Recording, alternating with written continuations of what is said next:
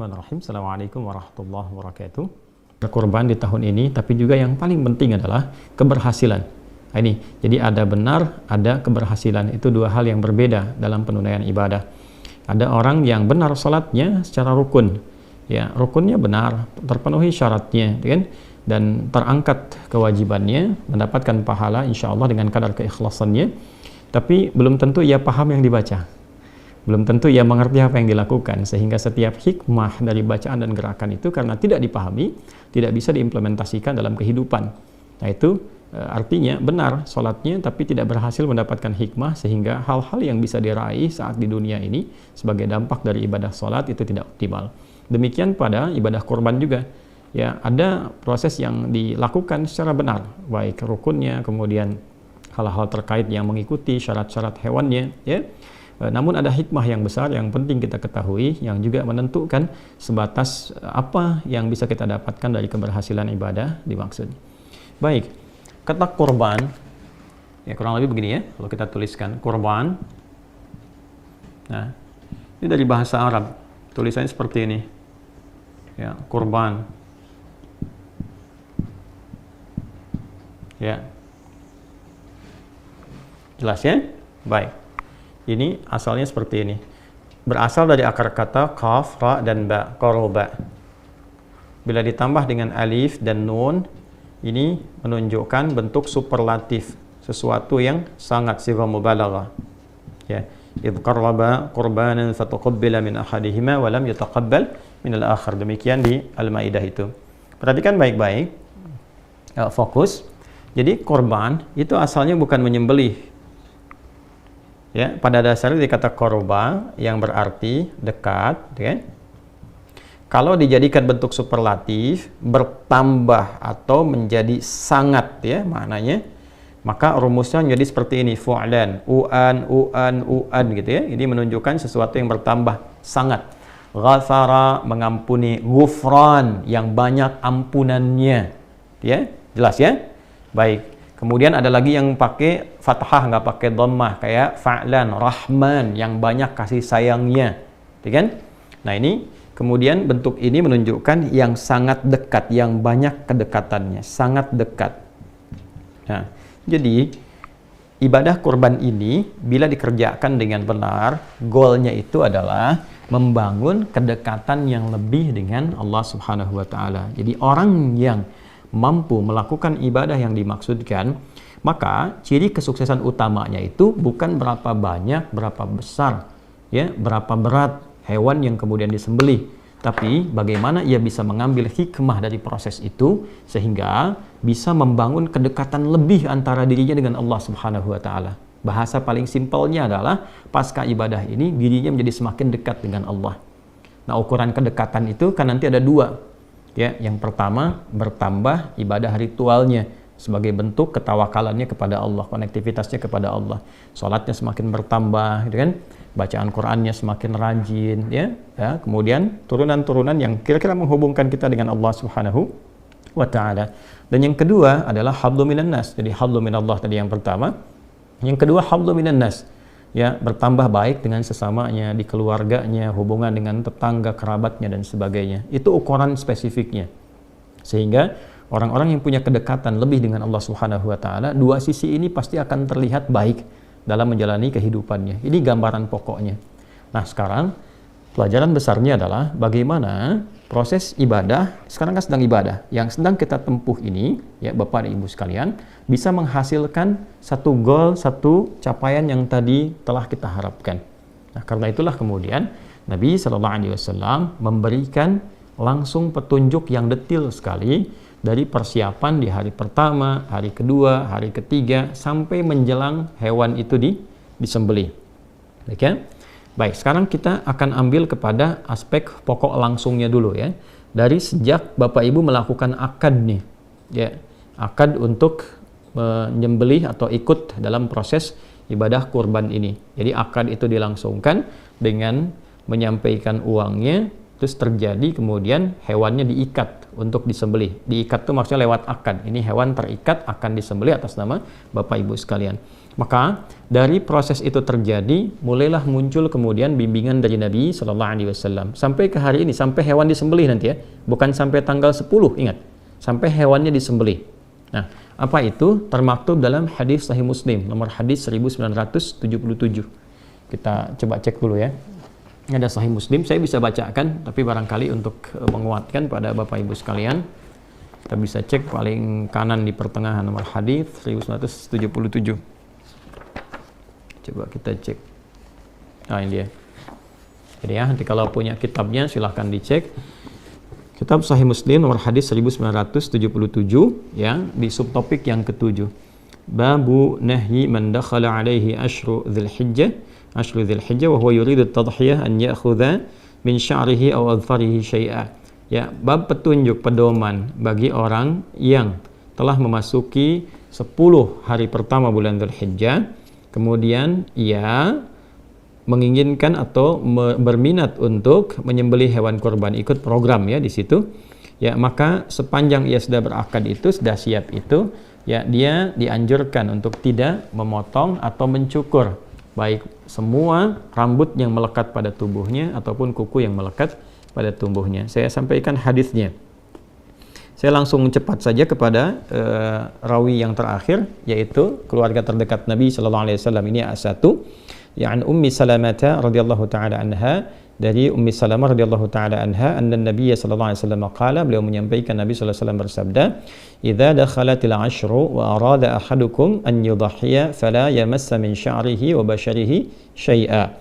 Qila li Sufyan fa inna ba'dahum la yarfa'uhu qala lakinni arfa'uhu. Ya, secara singkat, jika telah masuk 10 hari pertama bulan Dzulhijjah, jadi tanggal 1 sampai dengan tanggal 10 nanti, wa arada ahadukum an yudhhiya, dan ada di antara kita yang sudah berniat, berencana gitu kan untuk mengikuti proses penyembelihan, dalam arti ikut ibadah kurban seperti yang kita istilahkan, fala yamassa min sya'rihi wa basharihi syai'a, maka Nabi menganjurkan, ini sunnah ya, hukumnya sunnah yang sangat ditekankan, sunnah muakkadah, untuk tidak menyentuh, maksudnya tidak mensyukur kan seluruh rambut yang melekat pada tubuhnya, kemudian juga dan tidak memotong kukunya ya.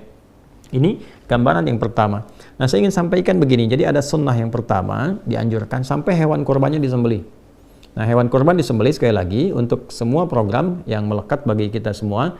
Insya Allah hewan kurbannya tidak disembelih ke 10, 11, 12, 13. Jadi kalau ada kesibukan di hari saat menunaikan salat, maka keesokan harinya itu bisa lebih lapang. Nah, kemudian, jadi sampai hari disembelih itu, begitu diinfokan hewan Bapak Ibu disembelih, sampai ke titik itu jangan dulu potong kuku ya. Ya, termasuk rambut yang melekat di tubuh. Ya, bukan bulu. Kalau bulu itu ayam, unggas, ya, sapi, ya, itu bulu. Kalau di manusia itu rambut ya. Jadi tidak dipotong dulu, kuku juga jangan dulu dipotong dulu, ya. Ini jangan dulu dipotong, kemudian yang melekat di tubuh jangan dipotong dulu sampai nanti hewan korbannya itu disembelih. Nah, pertanyaannya kenapa? Ini poinnya. Kenapa? Karena nanti ada juga penafsiran lain yang dimaksudkan hewannya. Tapi kalau saya lebih cenderung kepada orangnya, bukan hewan. Saya ulang ya. Ada yang menafsirkan juga hewannya. Saya sangat menghormati untuk penafsiran itu, tentu juga ada pertimbangan dan alasan, tapi saya lebih condong kepada orangnya, bukan hewannya. Karena kalau kita teruskan bacaan hadisnya sampai dengan ke bawah, itu akan ditemukan kisah. Ya, ini ada kisahnya di bintang 3 di bawah nih ya. Kalau kita bacakan di sini kita akan dapati keterangan. Qala kunna, dikata Hasan al-Laythi, kunna fil hammam qabila al-adha, fattala fihi nasun faqala ba'du ahli al-hammam inna Sa'id bin al-Musayyab yaqra'u hadha aw yanha anhu, falaqitu Sa'id bin al-Musayyab fadhakartu dhalika lahu faqala ya ibn akhi hadha hadithan qad nusiya wa turika. Ya kan? Nah, ini ada kisah dari Hasan al-Laythi bahwa di era beliau itu menjelang Idul Adha, menjelang disembelih itu, teman-temannya sudah pada pergi ya, ke kamar mandi umum, kemudian ada yang sudah bersih-bersih, ya, ada yang mengecat rambut, ada yang cukur-cukur dan sebagainya, padahal hewannya belum disembelih. Maka diadukanlah kepada sahabat Sa'id bin al-Musayyab peristiwa itu, yang mengetahui betul tentang hadis Nabi dimaksud, dikonsultasikan, ini benar enggak gitu, yang dimaksudkan apakah orangnya atau hewannya atau bagaimana. Maka komen beliau menyampaikan bahwa hadza haditsun qad nusya, atau riwayat lain qad turika. Oh, ini tidak tepat ya, ada hadis yang banyak dilupakan. Artinya apa? Yang dimaksud jangan dipotong dulu. Ya, jadi ini asbabul wurud yang terkait juga dengan hadis dimaksud. Pertanyaannya kenapa? Ya, saya ulangi pertanyaannya kenapa? Disunnahkan ya, bukan hukumnya haram. Jadi kalau memang ada kondisi-kondisi yang memang harus dicukur misalnya tidak ideal dengan penampilan tertentu atau ada keperluan yang sifatnya lebih penting misalnya untuk dilakukan tapi penampilan tidak sesuai ya boleh-boleh saja, tidak ada masalah. Tapi yang dimaksud adalah ya ini yang ingin saya tekankan.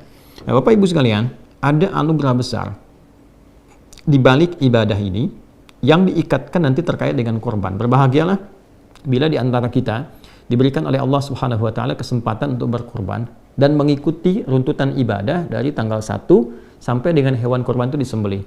Karena itu esensinya, itu menghadirkan nilai yang sama seperti orang yang haji. Walau dia tidak berhaji, ingat. Jadi bukan mendapatkan pahala haji, bukan. Kalau ingin pahala haji ya berhaji. Yang dimaksudkan adalah mendapatkan value dari ibadah haji, yaitu sifat mabrur. Ya, kalau kita baca di hadis Muslim di kitab yang sama, nomor hadis 1349 dari sahabat Abu Hurairah radhiyallahu taala anhu, Nabi SAW menyampaikan wal hajjul mabruru laisa lahu jazaa'un illal jannata. Haji mabrur itu, nah itu value-nya mabrur.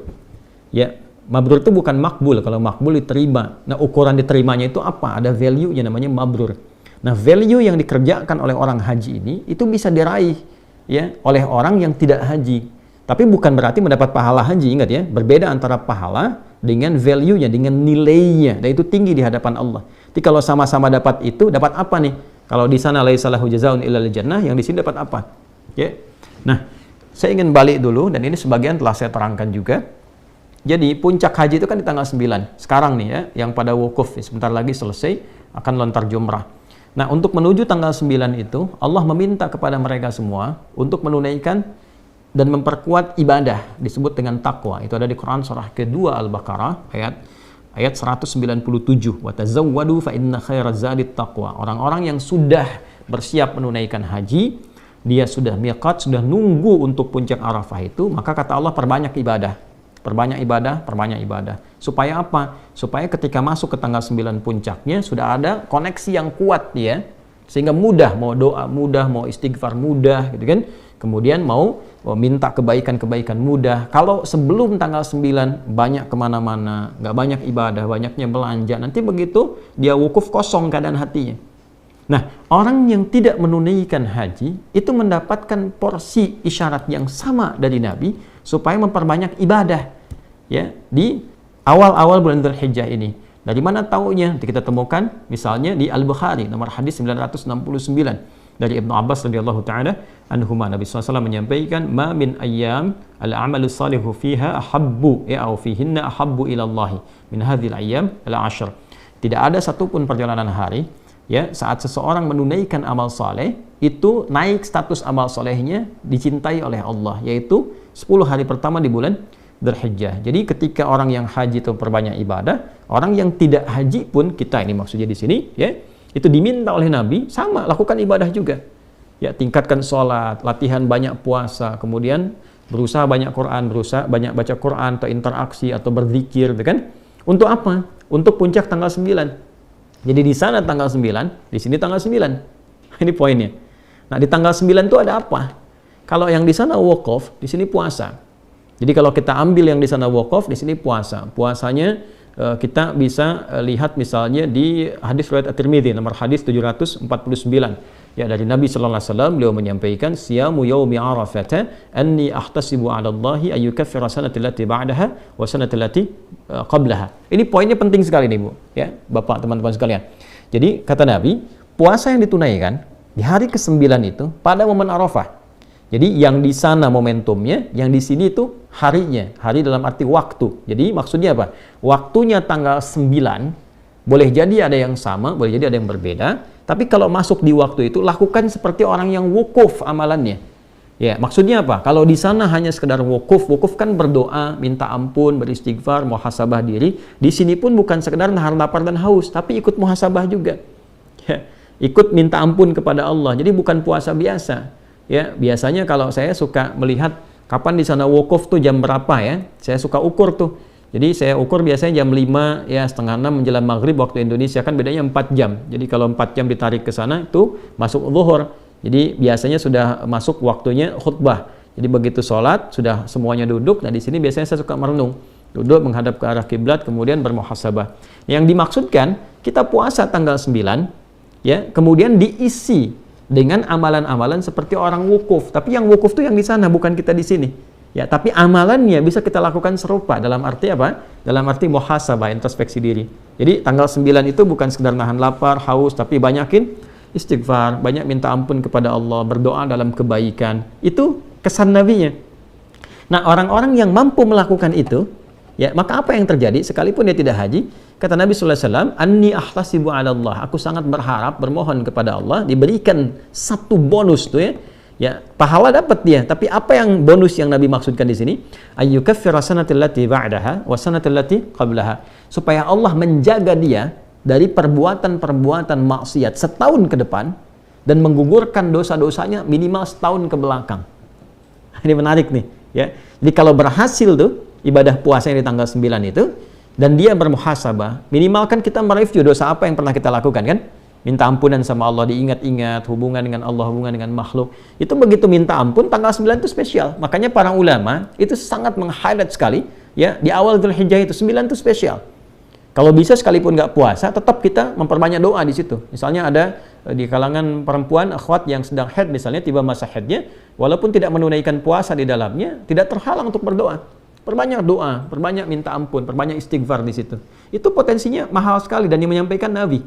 Kan kita ini dinilai dengan iman kita. Ya, awas jangan bertanya, bisa begitu? Tidak. Ini perkara iman.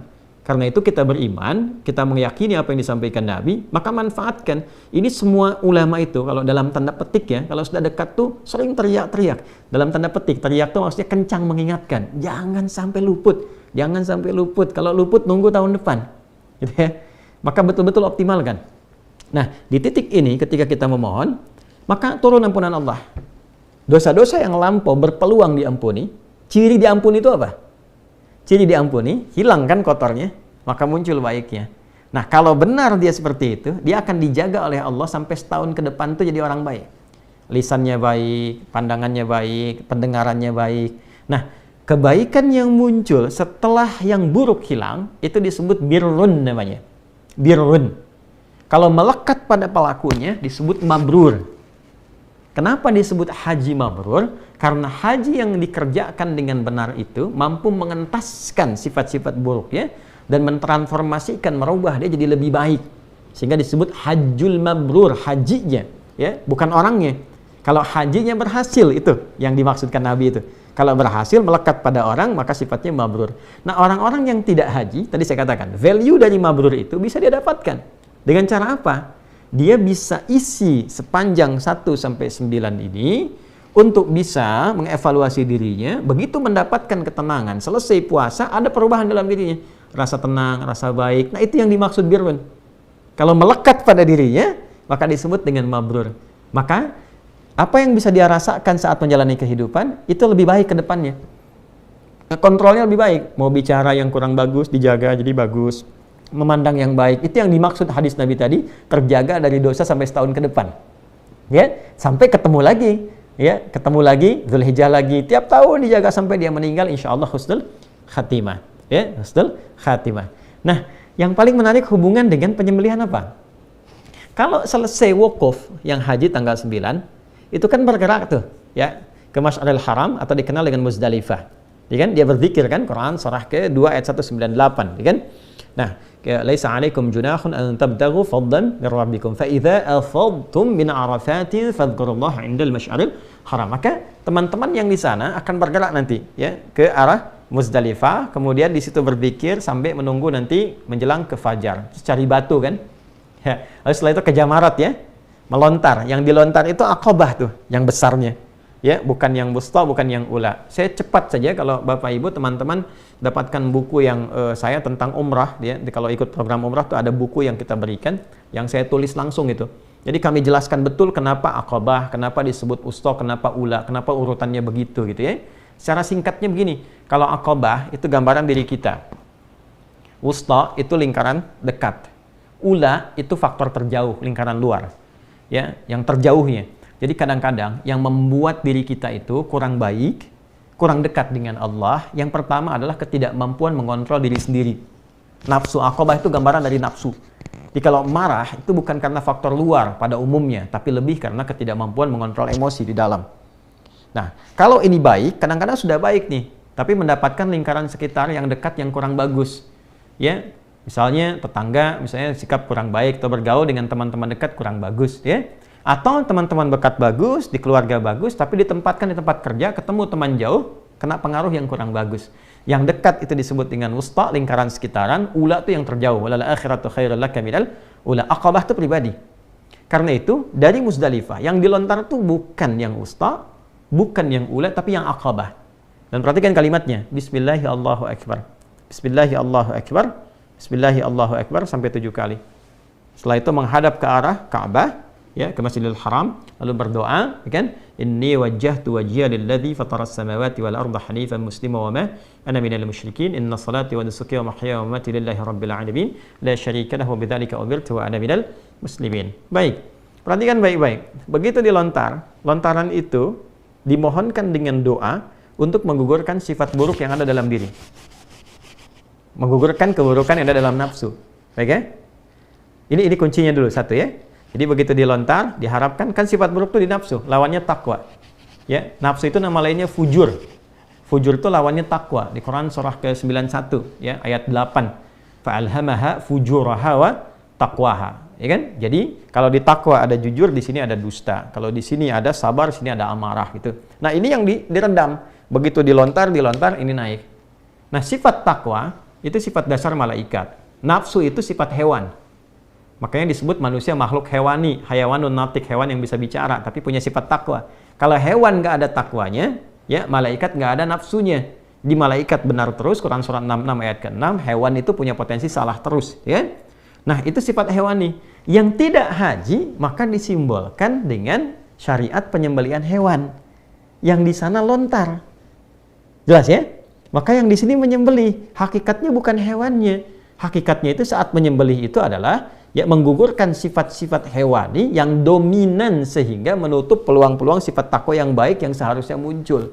Ini kapan bisa terjadi? Kalau bisa kita renungi di tanggal 9. Makanya saat puasa kita muhasabah, apa sih sebenarnya yang menjadikan saya kok bisa terasa jauh dari Allah?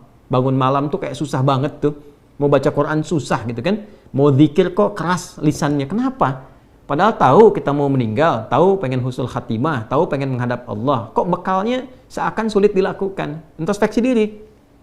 Apa yang menyebabkan itu? Ya, jangan-jangan terlalu ya condong ke urusan dunia, sibuk dengan macam-macam sehingga lupa dengan ibadah. Ya, sibuk dengan fisik, sibuk dengan pikiran. Kan ada intelektual, ada fisikal, ada spiritual. Orang kalau terlalu sibuk dengan intelektualnya, rupa makanan untuk rohnya, kaku untuk ibadahnya. Ya, pun demikian, kenapa dengan orang-orang sekitaran misalnya kurang baik, kenapa dengan keluarga tidak baik, dievaluasi sampai kita menemukan itu. Maka kita bertekad dari dalam diri kita. Kalau kita mengandalkan orang kan susah kan? Tapi kalau kita bisa dalam diri kita benahi, maka untuk datang ke masjid, untuk ibadah, untuk sholat itu lebih mudah. Ya, untuk mengatakan sesuatu yang baik itu lebih mudah sepanjang kita lebih bisa membuka hati. Ya, kan take off itu kalau tenaganya kuat bisa terbang sendiri kan? Ya, makanya apa yang harus dilakukan? Ketika yang di sana melontar, di sini menyembelih. Dan tidak semua orang bisa memiliki ya sesuatu untuk disembelih. Jadi berbahagialah ketika kita diberikan kesempatan oleh Allah untuk bisa menyembelih dalam arti untuk menunaikan ibadah ini, itu mahal. Itu mahal sekali hikmahnya. Tapi jangan sampai berhenti di sekedar saya pesan ya, sekian. Bukan itu yang diinginkan. Ya, kalau cuma begitu ya Bapak Ibu bisa lakukan dimanapun. Yang ingin saya tekankan adalah jangan sampai gagal saat itu disembelih.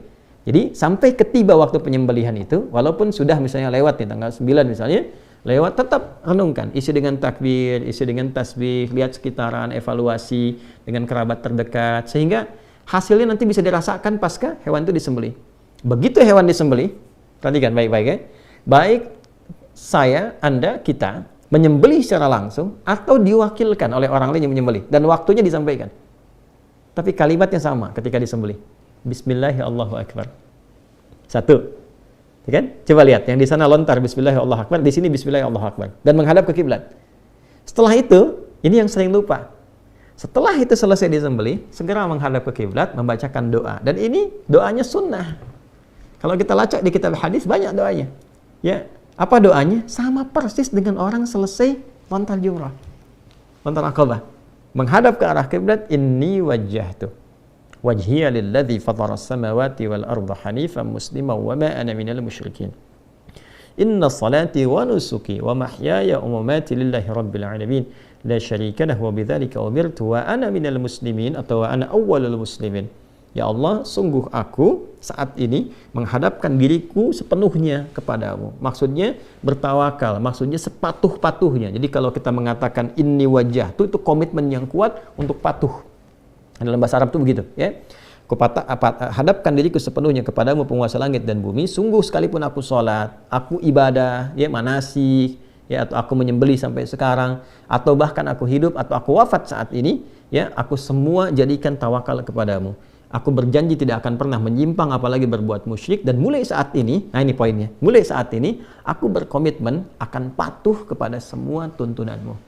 Ingat loh, kalimat itu ada satu komitmen yang dibangun. Jadi setelah itu disembelih kita mengatakan wa ana minal muslimin, aku termasuk hamba yang muslim, maksudnya aku akan patuh kepada semua ketentuanmu yang diberikan petunjuknya oleh Rasulullah sallallahu alaihi wasallam. Ya kan? Nah, baru selesai itu. Maka kalau itu udah selesai, lalu dari situ ada feedback pada diri kita. Jadi di sana selesai kan, melontar, menghadap ke kiblat, kita selesai menyembelih, menghadap ke arah kiblat. Lalu bermohon kebaikan pada Allah Subhanahu wa taala. Nah, titik itulah kemudian yang melahirkan kurban. Titik itu yang melahirkan kurban. Jadi setelah kita merasakan ada keberanian untuk mengevaluasi diri, kita jadi lebih baik. Lebih dekat dengan Allah, ya, lebih ringan lisan berzikir, lebih ingat bahwa kita akan pulang, lebih meningkat ibadahnya, lebih nyaman, lebih enak. Itu yang dimaksud dengan kurban. Ya, makanya ibadahnya, kenapa para ulama memperkenalkan nama kurbannya bukan penyembelihannya, untuk memberikan kesan pengingat yang kuat kepada kita, yang diharapkan itu perubahannya, bukan sekedar hewannya. Kalau mau nyari pahala dengan hewannya sepanjang ikhlas, sumbernya bersih, pahala dapat. Tuh, mau nyari pahala. Tapi kalau kita mau mencari lebih dari situ, supaya mendapatkan percikan keberkahan dari ibadah itu, maka urutan ini setidaknya kita bisa optimalkan. Ya, jadi saya sangat berharap Bapak Ibu sekalian di sesi ini kan pembekalan menuju ke penyembelihan. Saya harapkan kepada kita semua, ya, dengan izin Allah Subhanahu wa taala, sambil kita saling mendoakan. Yang pertama, coba kita ikuti sunnah-sunnah yang tadi Nabi tuntunkan, karena ini setahun sekali dan tidak semua punya kesempatan seperti ini. Ya, tidak semua punya kesempatan yang serupa. Jadi syukuri ini dengan cara kita optimalkan. Yang kedua, kita saling mendoakan dulu untuk semua supaya Allah kasih kemudahan. Ya, ringankan berbagi, doakan yang di sana, yang di haram, gitu kan, supaya mendapatkan kemudahan dari Allah, diterima ibadah hajinya, gitu kan. Lapangkan. Jadi mendoakan orang lain itu melatih hati kita supaya lunak. Kalau hati kita sudah lunak, sudah enak, itu masya Allah, itu mudah sekali untuk dibawa zikir, ya, dibawa kepada hal-hal yang baik. Lalu minta sama Allah menguatkan diri kita, ya. Ya muqallibal qulub tsabbit qulubana ala dinik, ala iman, ala istiqamah, ala tawakkul ilaik, gitu kan, minta kebaikan. Setelah itu isi perbanyak dengan, kalau kita lihat di Musnad Ahmad itu dengan takbir, dengan tahmid, dengan tasbih, dengan tahlil, sampai kemudian masuk di penunaian salat, ya, sampai kemudian disembelih, bahkan di 3 hari terakhir. Karena bentuk syukurnya, ya, bertambah takwanya. Jadi kalau nanti selesai kurban, itu ukuran pertamanya nanti 2 hari setelah itu. Jadi begitu selesai kurban, 2 hari, makanya disebut hari tasyrik kan? Hari tasyrik itu, ya, itu 2 sampai 3 hari kan? 11, 12, 13. Standar kecilnya 2 hari. Quran surah ke-2 ayat 203. Wadhkurullaha fi ayyamin ma'dudat faman ta'ajjala fi yawmain. Itu disebut nafar awal, ya. Kemudian ada yang nafar akhir, ya, ada nafar akhir ditambah dengan 3 hari. Intinya apa? Ada ujian tuh di 2-3 hari itu, merasa kenikmatan enggak? Ya, merasa senang ibadah enggak? Tambah enggak? Ya, hubungan baik gak dengan sesama dan sebagainya. Kalau kita dapat itu ciri pertama bahwa kurban kita bukan sekadar diterima oleh Allah, tapi ada berita baik bahwa kurban itu telah memberikan perubahan dan keberkahan dari sisi Allah kepada kehidupan kita. Nah, tapi untuk siapa? Limanit taqa. Coba baca Quran surah kedua ayat 203 tuh, paling kiri sebelah atas. Wadhkurullaha fi ayyamin ma'dudat faman ta'ajjala fi yawmaini fala itsma 'alaihi wa man ta'akhkhara fala itsma 'alaihi limanit taqa. Ya, jadi yang di sana mabit di Mina, ya kan? Di mabit di Mina itu kan untuk mengevaluasi diri, nambah ketaatan enggak? Yang di sini, ya, sama, mengevaluasi pasca penyembelihan, walaupun sedang liburan liburan tuh ingat sholat gak? Masih bisa tahajud gak? Masih bisa baca Quran gak? Terus perubahan kebaikan interaksi kita nambah gak? Nah itu esensinya. Ya, jadi itu hal yang paling penting. Kalau yang lain-lain saya kira standar untuk semuanya, tapi lebih kepada kurban itu kenapa kita ambil judul besar tebar kurban, supaya rasa kasih itu semakin menyebar, kebaikannya semakin meluas, dan kedekatan kepada Allah Subhanahu wa taala semakin tinggi, semakin baik ya. Itu kira-kira gambarannya. Jadi kita berharap dosa diampuni. Kayak sama, saya pun belum bercukur ya, sama persis. Jadi begitu sudah disembeli baru kita bersih, kita berharap. Supaya apa? Kata sebagian ulama, supaya Allah mengampuni semua bagian tubuh kita dan semua bagian sampai rambut dan kuku sebelum terpisah kita potong. Barangkali ini pernah bermaksiat. Ya kan? Kemudian bagian ini pernah bermaksiat. Jadi sebelum dicukur, sebelum dipisahkan, jadi Allah sudah ampuni. Jadi bersih saat dipisahkan dari bagian tubuh kita. Nah, itu diantara hikmahnya.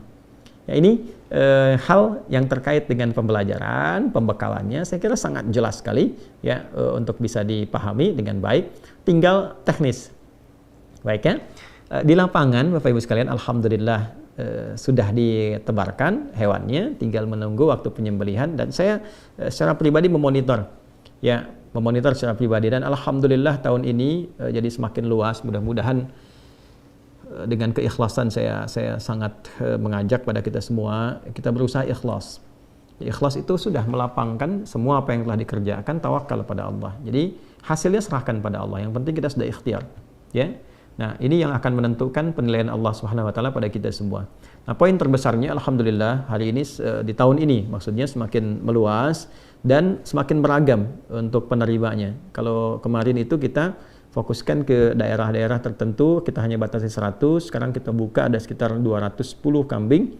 Kemudian sapinya ada 11. Itu pun saya minta cukupkan dulu karena mengingat waktu untuk koordinasi. Jadi kita tidak sembarangan. Ya, kita betul-betul kami minta timnya datang ke lokasinya, memastikan dibikin kemudian tandanya betul-betul orangnya itu tertulis dengan benar, setiap hewannya diserah terimakan, ada kemudian panitia setempatnya diberi arahan lagi, jadi semua terkoneksi ya, dan dokumentasi dan semuanya, dan yang paling penting waktu supaya bisa diinfokan saat akan disembelih. Alhamdulillah.